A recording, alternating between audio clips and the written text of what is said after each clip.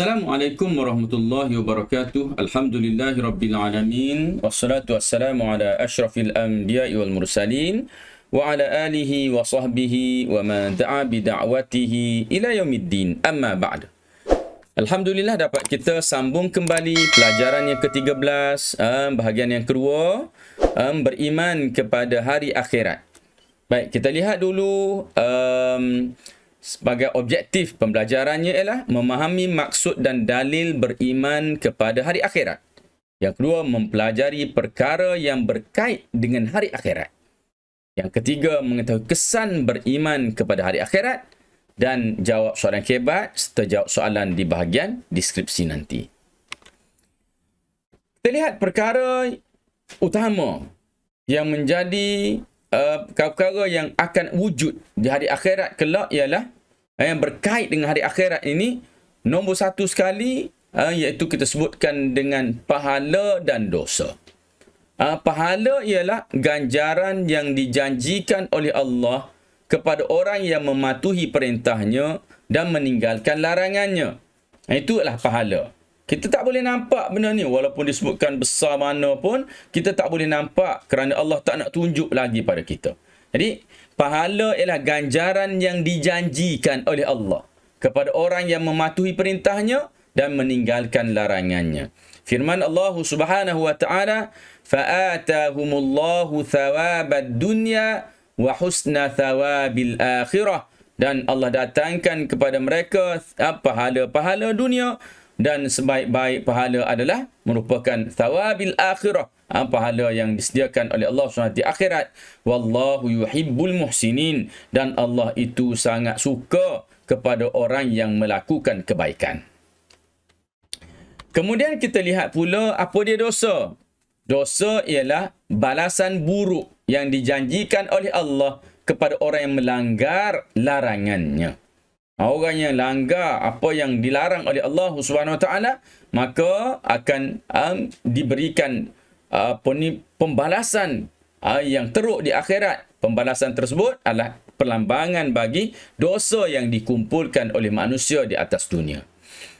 Firman Allah Subhanahu Wa Taala, "Kada'bi ali fir'aun walladzina min qablihim كذبوا بآياتنا فأخذهم الله بذنوبهم والله شديد العقاب."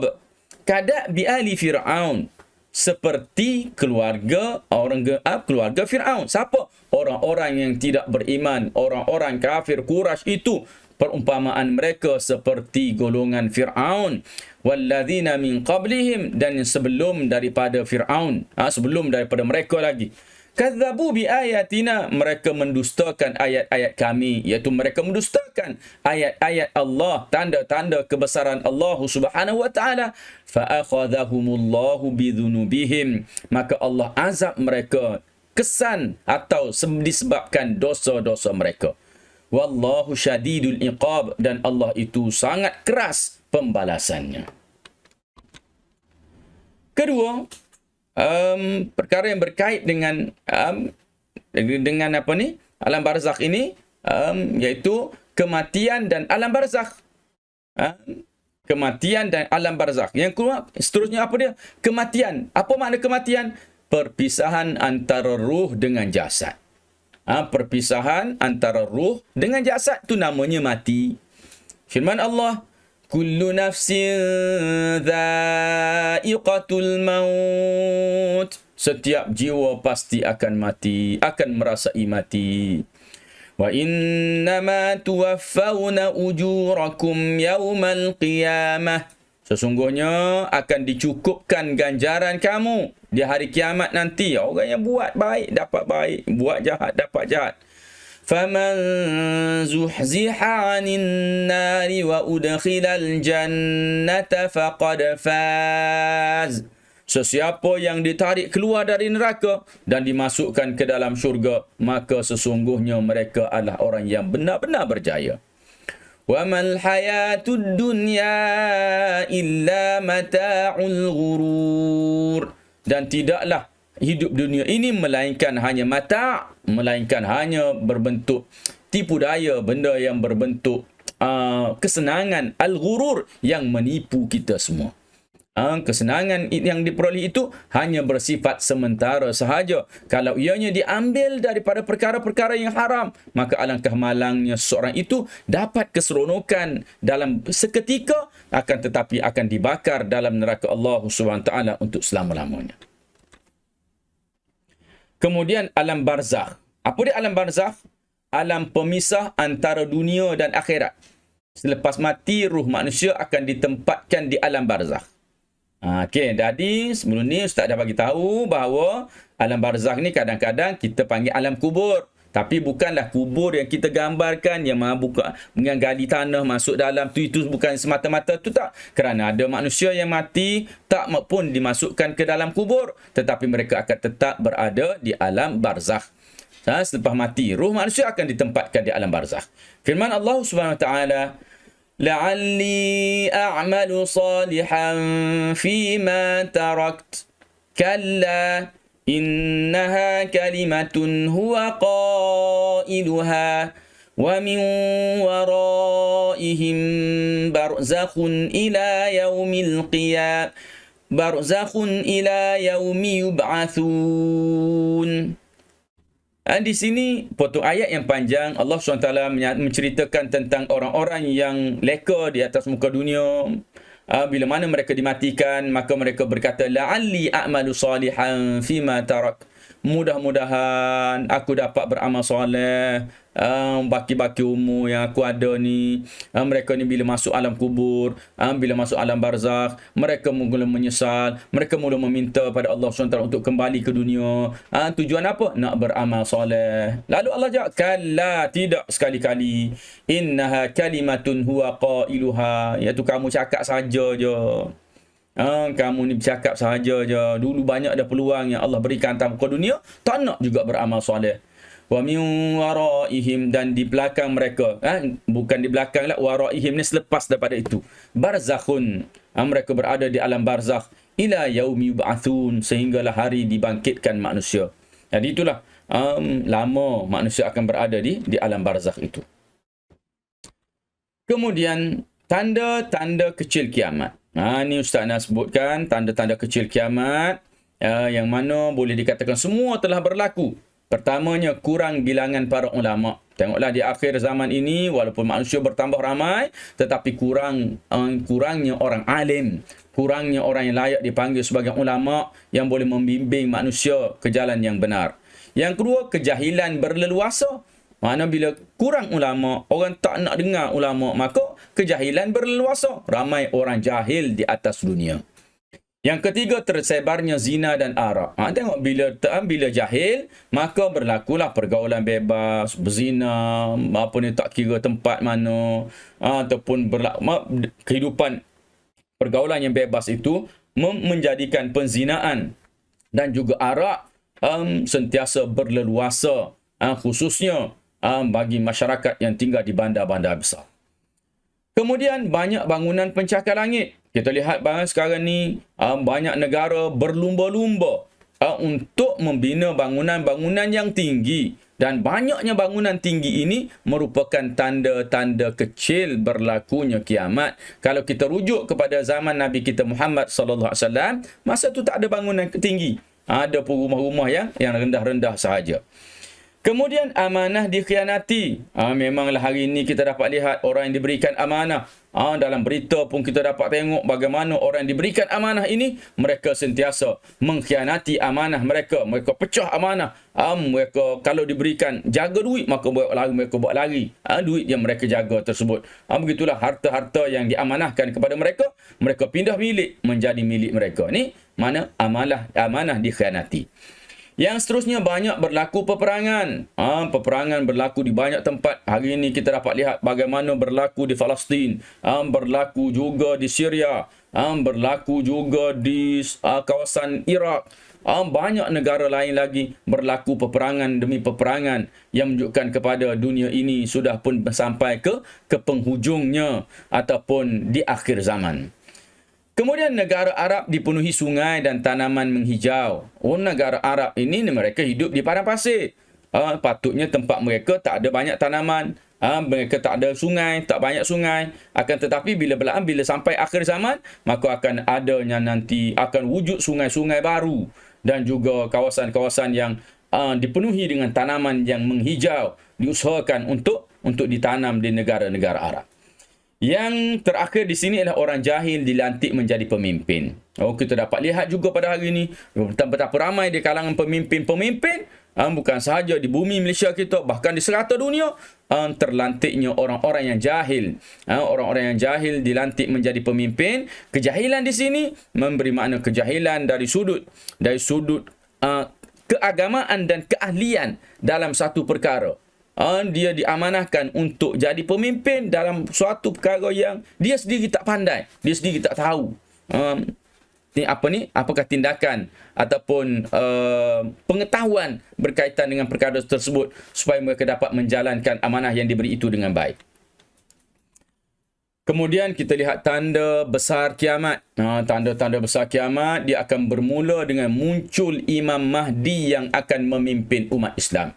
Dalam keadaan orang Yahudi menekan dan menganiaya umat Islam di akhir zaman, akhirnya nanti akan muncul seorang pemimpin utama, namanya dipanggil dengan Imam Mahdi. Imam Mahdi ni nama sebenarnya ialah Muhammad bin Abdullah. Rasulullah dah bagi tahu dulu nama dia apa? Yuwati usmuhu ismi. Rasulullah bagi tahu. Namanya tu berbetulan namanya dengan nama aku. Jadi Imam Mahdi itu gelaran.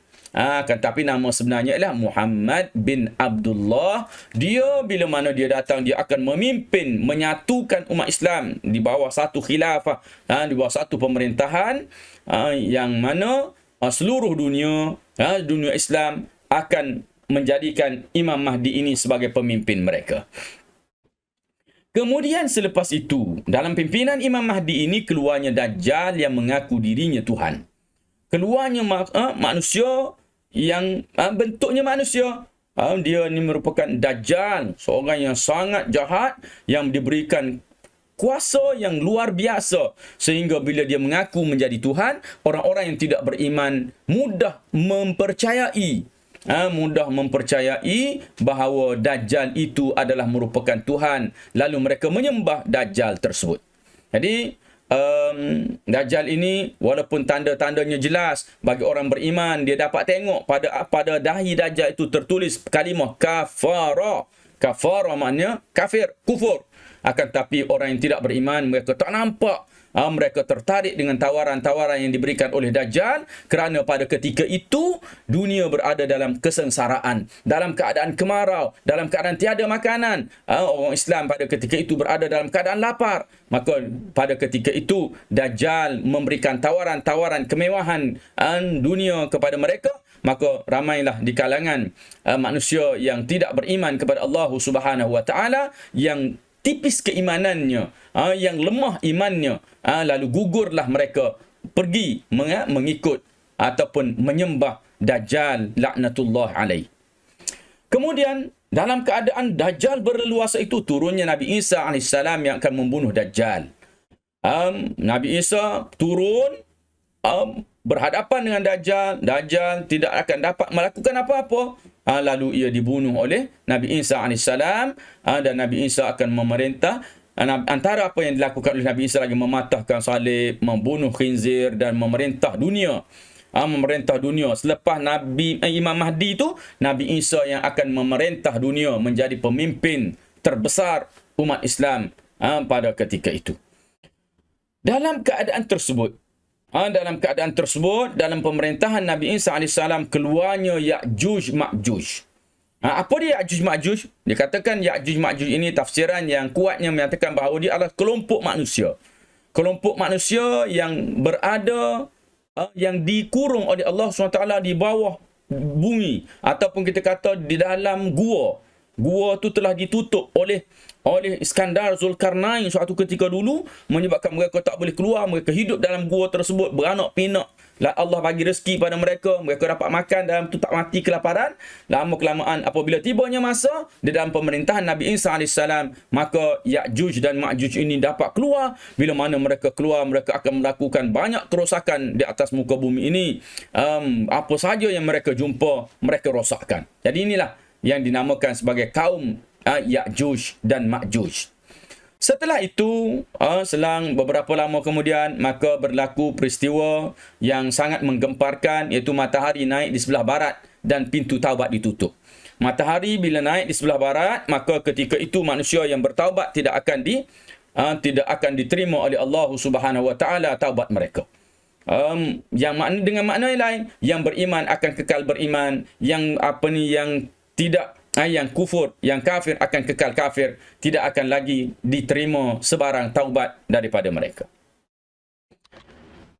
Seterusnya kita lihat lagi, setelah naiknya matahari sebelah barat, maka ketika itu keluarlah dabbatul ard, binatang merangkak.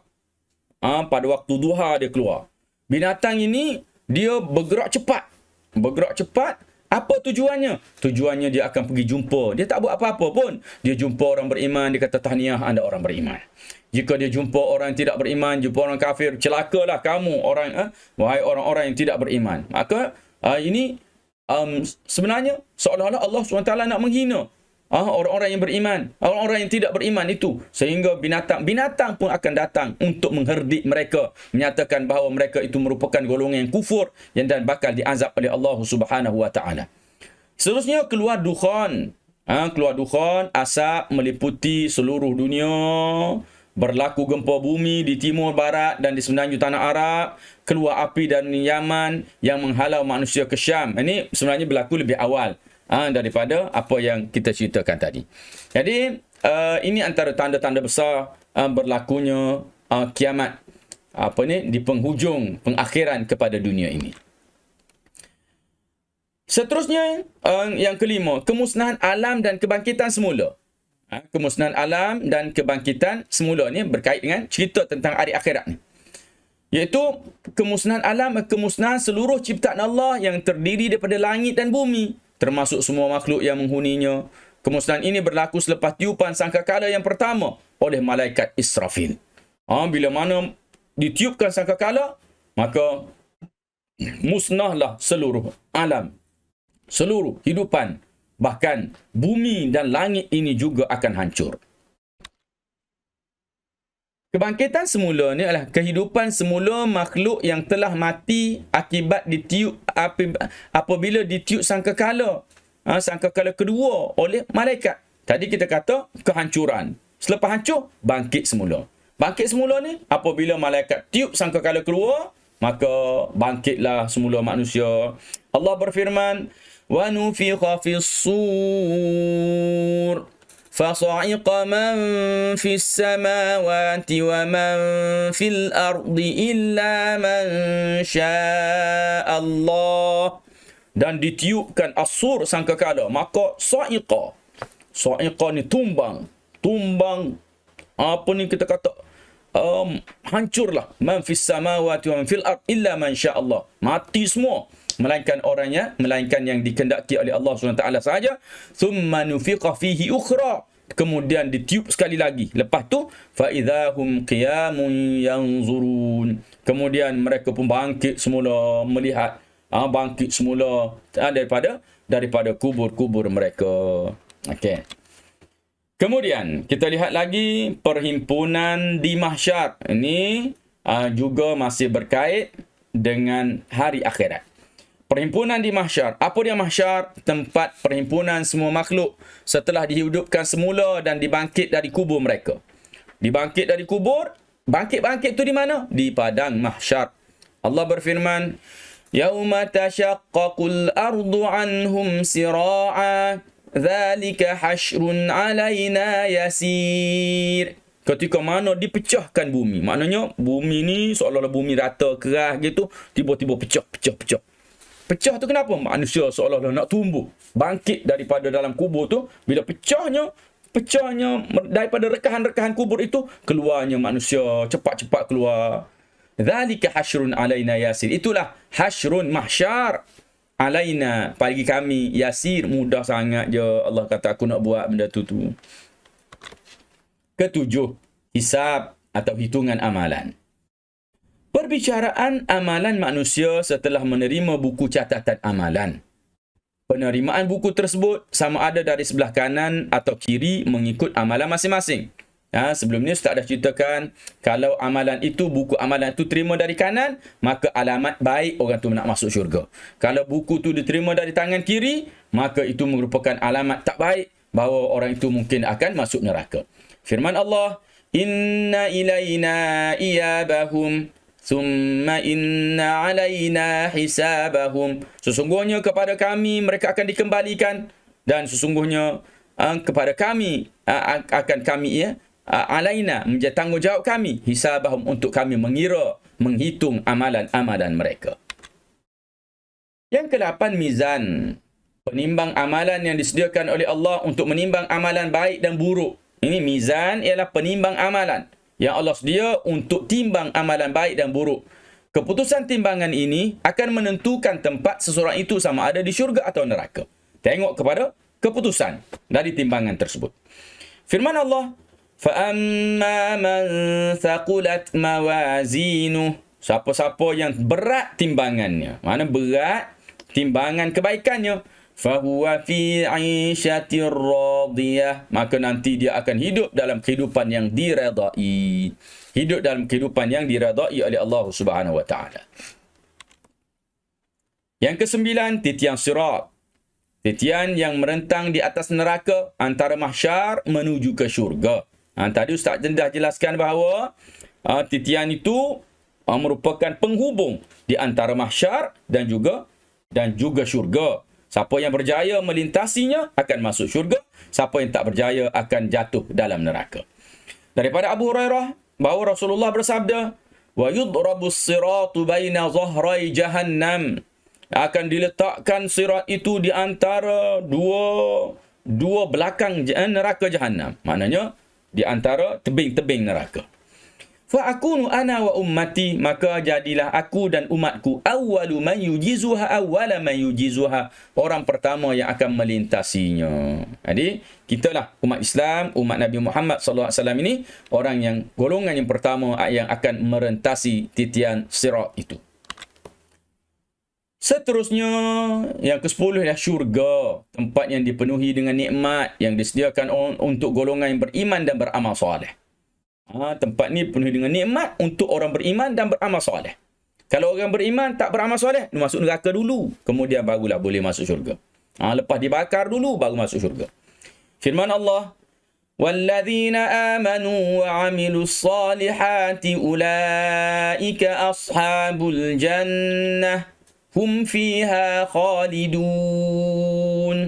Mereka yang beriman dan beramal soleh, mereka itu merupakan ashabul jannah, rakan-rakan syurga. Mereka merupakan ahli-ahli syurga. Hum fiha khalidun. Mereka itu akan kekal di dalam syurga selama-lamanya. Kemudian neraka. Neraka, tempat yang dipenuhi dengan azab. Disediakan untuk golongan kafir dan orang yang melanggar perintah Allah Subhanahu wa taala. Firman Allah, وَالَّذِينَ كَفَرُوا وَكَذَّبُوا بِآيَاتِنَا أُولَئِكَ أَصْحَابُ النَّارِ هُمْ فِيهَا خَالِدُونَ. Dan orang-orang kafir yang mendustakan ayat-ayat Allah, mereka itu merupakan rakan-rakan neraka. Mereka itu ahli-ahli neraka. Hum fiha khalidun. Mereka akan kekal dalam neraka selama-lamanya. Kemudian kita lihat pula kepada nama-nama syurga. Nama-nama syurga Ustaz sebutkan sepintas lalu sahaja. Jannatul Firdaus, Jannatul Ma'wa, Jannatun Na'im, Jannatu Adnin, Darus Salam, Darul Khuld, Darul Muqamah, Darul Muttaqin, Darul Al-Qarar, Darul Qarar, Maqamun Amin. Ini merupakan nama-nama bagi syurga. Okey, nama-nama nerakanya apa? Jahannam, Ladha, Hutamah, Sa'ir, Saqar, Jahim, Hawiyah. narus samum, sijin dan an-nar. An-nar nama yang paling masyhur. Jahannam juga nama yang masyhur. Kesan beriman kepada hari akhirat. Ada 3 sudut. Pertamanya kita lihat pada akidah dulu. Iaitu doa orang yang beriman kepada akhirat akan meninggalkan maksiat kerana yakin segala amal akan dihisap dan ditimbang pada hari akhirat. Orang yang benar-benar beriman akan tinggalkan maksiat kerana yakin nanti amalan dia akan dikira, akan ditimbang. Kalau silap-silap, amalan dosa sedikit, dosa sikit, dosa banyak, pahala sikit, nanti takut-takut akan masuk neraka. Yang kedua, akan segera bertaubat setelah melakukan maksiat supaya dapat mengelak diri daripada api neraka Allah. Ini kesan dari sudut akidahnya, orang tu akan sentiasa bertaubat apabila melakukan dosa. Kesan beriman kepada hari akhirat dari sudut ibadah. Sentiasa memperbanyakkan amal soleh kerana yakin amalan itu akan dihisap oleh Allah. Jadi ibadat orang yang beriman kepada hari akhirat ni dia sentiasa banyak kerana dia tahu nanti nak ditimbang. Yang kedua, mematuhi syariat Islam dalam semua aspek kehidupan supaya dapat masuk syurga. Mereka bukan sahaja buat apa yang disuruh oleh Allah dalam bab ibadat, tapi dalam bentuk muamalat, hubungan mereka sama manusia, pergaulan mereka, mereka lakukan sebaik mungkin. Mereka nak dapatkan juga pahala dalam pergaulan-pergaulan mereka itu supaya mereka dapat masuk syurga. Okey, dari sudut akhlak Islamiah, bersungguh-sungguh melakukan kebaikan supaya mudah melalui titian sirat. Baik pada masyarakat sekitar. Okay. Yang kedua, bersifat amanah dalam pekerjaan kerana yakin setiap amalan akan ditimbang di sisi Allah. Dalam pekerjaan dia bersifat amanah. Yang ketiga, sanggup berkorban apa sahaja supaya dapat menerima suratan amalan dengan tangan kanan. Sanggup korbankan apa-apa yang dia ada, harta dia, tenaga dia untuk kebaikan. Punca apa? Nak dapat amal kebajikan itu dengan tangan kanan.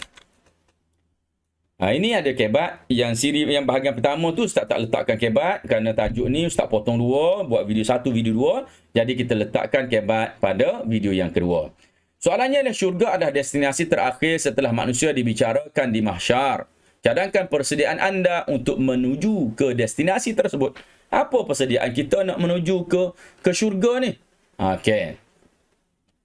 Baik. Jawapan yang Ustaz sediakan, meningkatkan ilmu agama khususnya berkaitan ibadat. Kerana orang berilmu dimuliakan oleh Allah. Kesannya amalan dapat dilakukan dengan lebih sempurna kalau banyak ilmu ni. Kesimpulannya, kita hendaklah sentiasa meningkat kualiti diri di sisi Allah agar mendapat keredaannya. Kena tingkatkan kualiti diri kita di sisi Allah agar kita ni dapat reda Allah Subhanahu wa taala. Okey, baiklah. Kita dah sampai kepada penghujung, dah sampai kepada penutup. Jadi, marilah Ustaz seru kepada semua agar like, share dan subscribe channel Ustaz. Mudah-mudahan ia bermanfaat, dapat bagi suntikan semangat lagi kepada Ustaz untuk Ustaz buat video-video yang lebih bermanfaat. Dan dengan itu Ustaz sudahi dulu. Aku qali hadza wa astaghfirullahal azim li wa lakum. Wassalamualaikum warahmatullahi wabarakatuh.